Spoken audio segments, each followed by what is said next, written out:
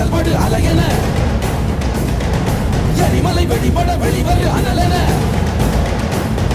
சிறுநரி அழிபட விரைகிற புலியன என் வழி தனி வழி